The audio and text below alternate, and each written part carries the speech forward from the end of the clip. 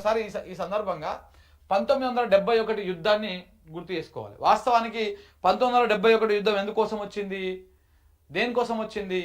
పాకిస్తాను భారతదేశం నుంచి విడిపోయిన తర్వాత ఇటు బంగ్లాదేశ్ ఇటు పాకిస్తాన్ ఈ రెండు ఒకటే దేశంగా ఉండేటివి. ఇదేమో తూర్పు పాకిస్తాను, ఇదేమో పశ్చిమ పాకిస్తాన్గా ఉండేది. అయితే ఈ పశ్చిమ పాకిస్తాన్ ఏదైతే ఉందో ఈ బంగ్లాదేశ్ మీద, అప్పుడు తూర్పు పాకిస్తాన్గా పిలువడేటువంటి బంగ్లాదేశ్ మీద పెత్తనం ఎక్కువ అయిపోయింది. వీళ్ళ అరాచకాలు వీళ్ళ మీద ఎక్కువ అయిపోయినాయి.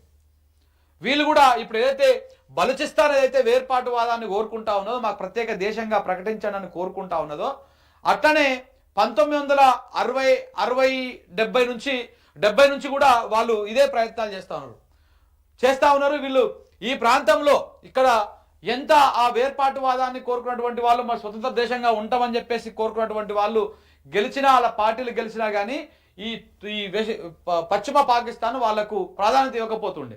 సో దాంతో వీళ్ళు తిరుగుబాటు చేసిరు.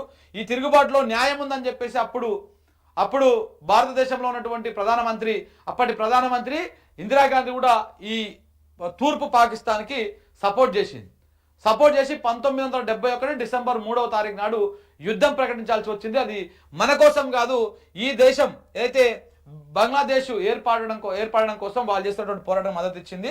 అలాగనే అప్పుడు అమెరికా అండదూసుకొని ఈ పాకిస్తాన్ రెచ్చిపోయింది, చైనా అండదూసుకొని రెచ్చిపోయింది. ఎప్పుడైతే రష్యా మన వెనకాల వచ్చిందో అప్పుడు తోక ముడుచుకొని పారిపోయారు. రెండు దేశాల మధ్య యుద్ధం జరిగినప్పుడు మేము లొంగిపోతున్నాము అని చెప్పేసి బహిరంగంగా ఒక ప్రకటన విడుదల చేసినటువంటి చరిత్ర పాకిస్తాన్కు ఉన్నది. అలా తోక ముడిచి పారిపోయారు.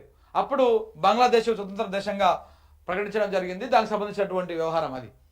1971లోనే మనకు ఉన్నటువంటి అప్పుడు ఆయుధాలు ఎంత, మన బలం ఎంత, ఆర్మీ మనకు ఎంత బలంగా ఉన్నది, అప్పుడు ఎన్ని ఆయుధాలు ఉన్నాయి, అప్పుడే మనం పాకిస్తాన్కి చుక్కలు చూపించినాం.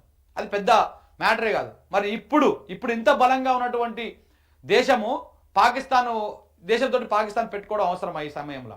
ఒకవేళ పెట్టుకున్నా కానీ అప్పుడు బంగ్లాదేశ్ ఏ రకంగా అయితే, అప్పుడు తూర్పు పాకిస్తాన్గా ఉన్నటువంటి బంగ్లాదేశ్ ఏ రకంగా అయితే తిరగబడ్డదో, ఇప్పుడు బలూచిస్తాన్ కూడా అలాగనే తిరగబడతా ఉన్నది పాకిస్తాన్ మీద, వీళ్ళ అరాచకాలు తట్టుకోలేక. సో కాబట్టి ఇప్పుడు ఈ యుద్ధం చేస్తే, ఇప్పుడు భారత్తో కనుక డైరెక్ట్గా నేరుగా పూర్తి స్థాయిలో పాకిస్తాన్ యుద్ధం చేస్తే నష్టం ఎవరికి వస్తుంది? పాకిస్తాన్కే వస్తుంది.